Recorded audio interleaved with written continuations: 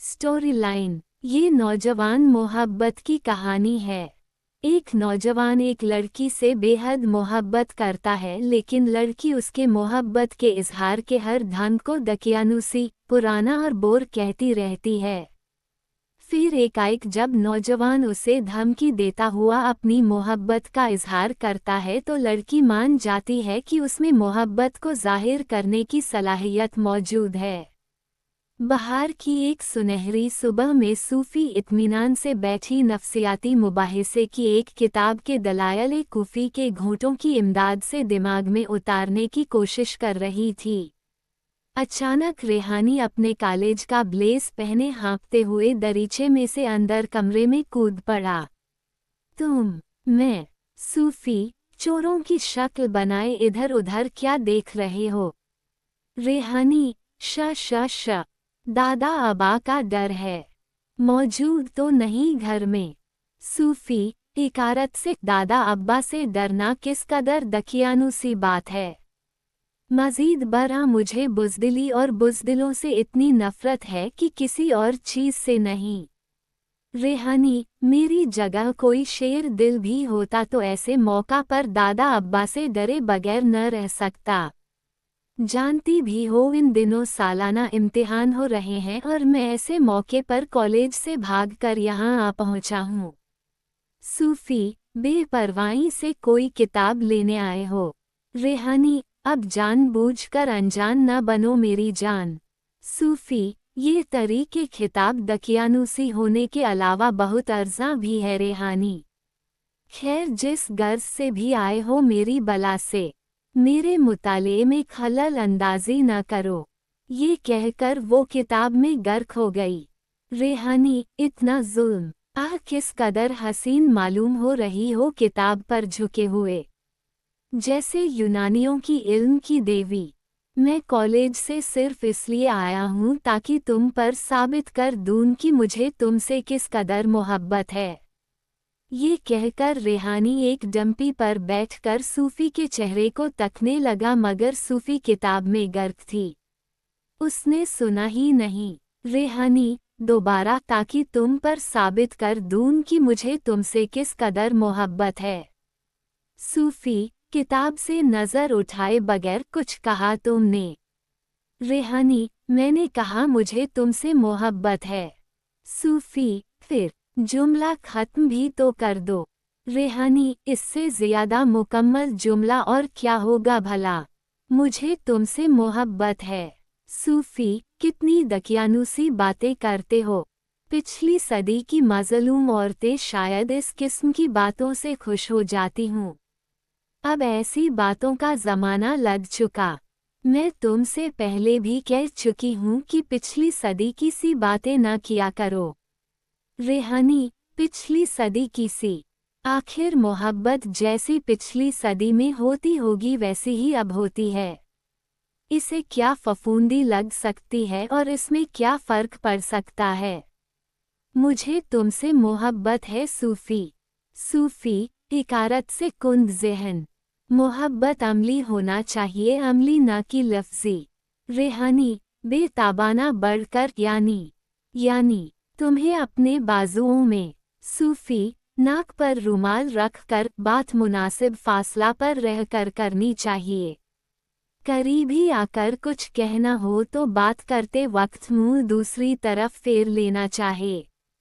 खुसूसियत से ऐसी सूरत में जब गुज़श्ता महीने इन्फ्लुएंज़ा हो चुका हो। तुमने पढ़ा होगा जरासीम 9 फीट तक असर कर सकते हैं और इन्फ्लुएंज़ा के जरासीम इश्क के जरासीम को मार डालते हैं। तो क्या कह रहे थे तुम?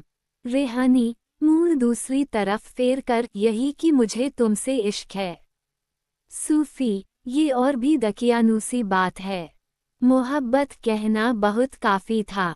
इश्क से ख्वाह मखाह दिमागी अमराज का ख्याल आ जाता है।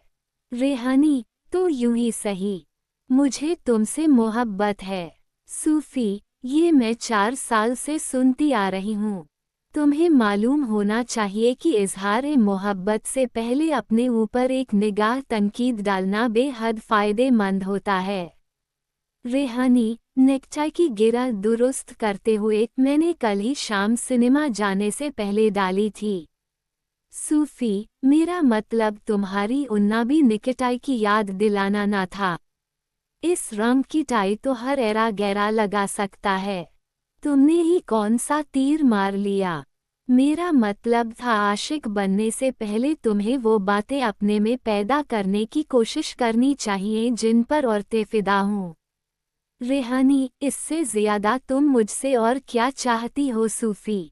मैं तुम्हारा ज़र खरीद गुलाम बन चुका हूँ। सूफी, ज़र खरीद से मोहब्बत करना एहसास एक कमतरी की दलील है जो पिछली सदी की औरतों में थी। शुक्र है ये मर्ज मुझ में नहीं है। रेहानी, ठीक कहती हो। गुज़श्ता हफ्ते डॉक्टर नजमा की महकूमी और फर्मा बरदारी ही के 22 डॉक्टर और बेगम नजमा में कानूनी जुदाई होते होते रह गई। सूफी, ये होते होते रह जाना और भी दकियानूसी बात है। हो जाना ज़्यादा अमली पहलू लिए हुए है और जिंदगी अमल का नाम है।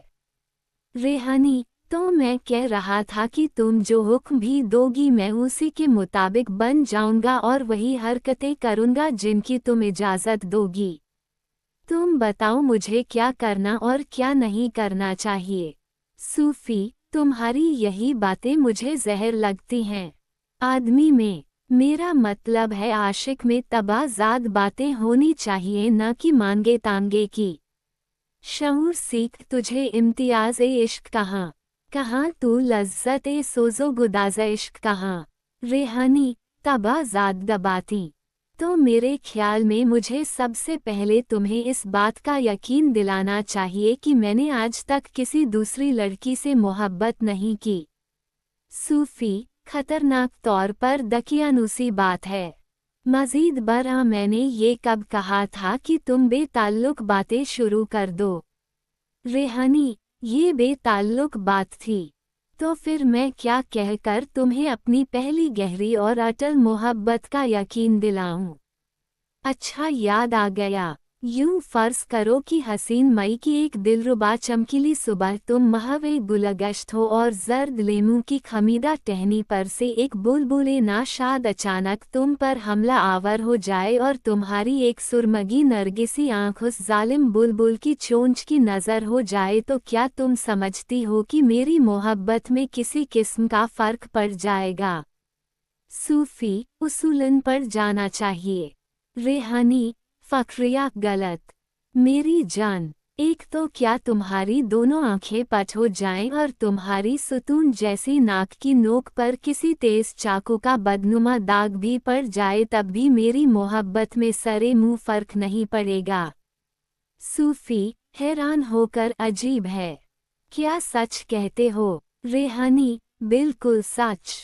सूफी, होगा लेकिन अगर इस पर यकीन कर भी लिया जाए तो इससे सिर्फ तुम्हारी बदमज़ाकी पर रोशनी पड़ती है और यूं मालूम होता है कि मज़ाक हुस्न तुमको छूकर भी नहीं गया।